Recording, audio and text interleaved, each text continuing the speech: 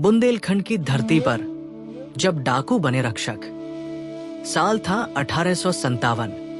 देश के कई हिस्सों में विद्रोह की आग फैल चुकी थी, लेकिन अंग्रेजों की सबसे बड़ी मुश्किल थी बुंदेलखंड। घने जंगल, पथरीले पहाड़ और ऐसे लोग जो किसी के आगे झुकते नहीं थे। यही के पहाड़ियों में रहते थे लाला जटवा, रामकेश डाकू और उनके साथी। अंग्रेजों के लिए ये डकैत थे, पर स्थानीय लोगों के लिए धरती के रखवाले। लाला जटवा पहले किसान था। अंग्रेजों के कर वसूलने वाले जब उसकी जमीन छीनने आए तो उसने विरोध किया और गोली खा ली उसकी पत्नी ने। उस दिन के बाद वो खेत नहीं, बंदूक उठाई, जंगलों में छिपकर डाकुओं का एक गिरोह बना। लेकिन ये कोई साधारण गिरोह नहीं था। हर हमला किसी लूट के लिए नहीं, बल्कि अंग्रेजों की चौकियों को नुकसान पहुंचाने के लिए था। उसी समय झांसी की रानी अंग्रेजों से लड़ रही थी और बुंदेलखंड के ये डाकू उनकी लड़ाई में छाया बनकर खड़े थे। लाला जटवा का एक नियम था, कभी आम आदमी से मत लूटो, क्योंकि असली दुश्मन वो नहीं जो भूखा है, दुश्मन वो है जो हमें भूखा रखता है। एक रात खबर आई कि अंग्रेजों का एक दल सागर से झांसी की ओर जा रहा है, हथियार और सोना लेकर।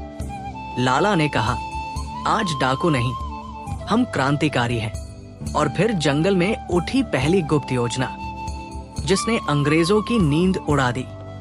सागर से झांसी अंग्रेजों की सप्लाई लाइन पर हमला।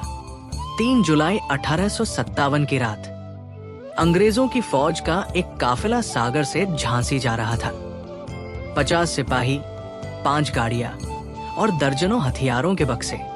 रास्ता सुनसान था, सिर्फ हवा, पहाड़ और झाड़ियों में झींगुरों की आवाज। लाला जटवा और उसके 20 साथियों ने पहाड़ी के पीछे से देखा। सबके चेहरे पर मिट्टी लगी थी ताकि पहचान न हो। उन्होंने योजना बनाई, हम पहले पीछे की गाड़ी रोकेंगे ताकि बाकी फंस जाए। जैसे ही काफिला घाटी में उतरा, ऊंचाई से डाकुओं ने आग के गोले फेंके। अचानक आसमान लाल हो गया।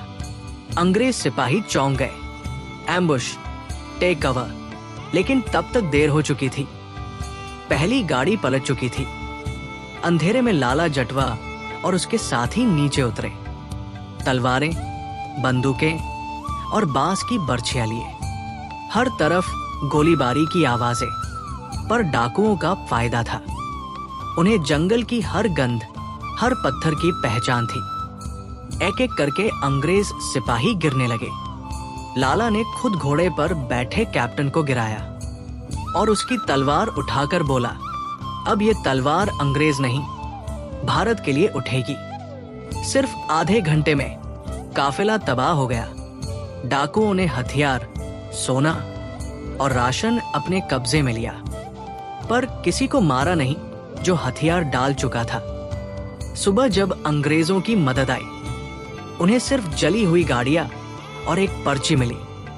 ये लाला जटवा का न्याय है, हम डाकू नहीं, इस धरती के बेटे हैं। बदले की आग, अंग्रेजों का पीछा और डाकुओं की रणनीति। अंग्रेजों ने उस हमले के बाद जंगलों में कोहराम मचा दिया। हर गांव की तलाशी ली, हर झोपड़ी जलाई। इनाम रखा गया, जो लाला जटवा को पकड़े उसे 10,000 रुपए। पर कोई उसे पकड़ नहीं पाया, क्योंकि वो नदियों में, गुफाओं में और लोगों के दिलों में छिपा था। लाला अब सीधे युद्ध की तैयारी कर रहा था। उसने झांसी के कुछ सैनिकों से संपर्क किया। दोनों ने योजना बनाई, अगर अंग्रेजों की सेना झांसी पर चढ़ाई करे तो हम पीछे से उन पर वार करेंगे। ये योजना सफल रही। जब अंग्रेजों ने झांसी की ओर कदम बढ़ाए तो जंगलों से डाकुओं का हमला शुरू हुआ। अंग्रेज हैरान थे, कभी पेड़ों के पीछे से गोली आती, कभी नदी के पार से तीर। उनका राशन खत्म, उनकी तोपें कीचड़ में धंस गई। 3 दिन तक अंग्रेज फंसे रहे और फिर उन्हें पीछे हटना पड़ा। ब्रिटिश रिकॉर्ड्स में इस घटना को लिखा गया, bandits of Bundelkhand caused significant disruption in our supply lines. पर असली बात यह थी, उन बैंडिट्स ने भारत के पहले सशस्त्र जनयुद्ध की नींव रखी थी। आखिरी लड़ाई और अमर विरासत। साल 1860 अब अंग्रेजों ने तय कर लिया था, लाला जटवा को जिंदा या मुर्दा पकड़ना है। उन्होंने पूरे क्षेत्र को सैनिकों से घेर लिया, लेकिन लाला ने भी जंगलों में अपना किला बना लिया था। पत्थरों की दीवारें, छिपे रास्ते और चारों ओर जाल। जब अंग्रेजों ने हमला किया तो ऐसा लगा जैसे जंगल खुद जवाब दे रहा हो। पेड़ों से बम गिरे, गुफाओं से बारूद फटा। 3 घंटे की लड़ाई चली। अंत में लाला जटवा गंभीर रूप से घायल हो गया। उसके साथियों ने कहा, चलो अब भाग चलें। वो मुस्कुराया, जो डर कर भागे वो डाकू है, जो लड़कर गिरे वो देशभक्त। उसने आखिरी गोली खुद पर नहीं, अंग्रेजों की गोदाम पर चलाई। धमाका हुआ और उस आग में उसकी देह विलीन हो गई। आज बुंदेलखंड के पहाड़ों में किसी पुरानी दीवार पर एक पंक्ति खुदी मिलती है, यहां वो मरा जिसने डकैती नहीं, आजादी की लूट मचाई। लाला जटवा का नाम शायद इतिहास की किताबों में नहीं, पर बुंदेलखंड की मिट्टी आज भी उसकी गूंज जानती है। वो आदमी जिसने साबित किया, कभी कभी आजादी तलवार से नहीं, जंगलों की गूंज से जीती जाती है।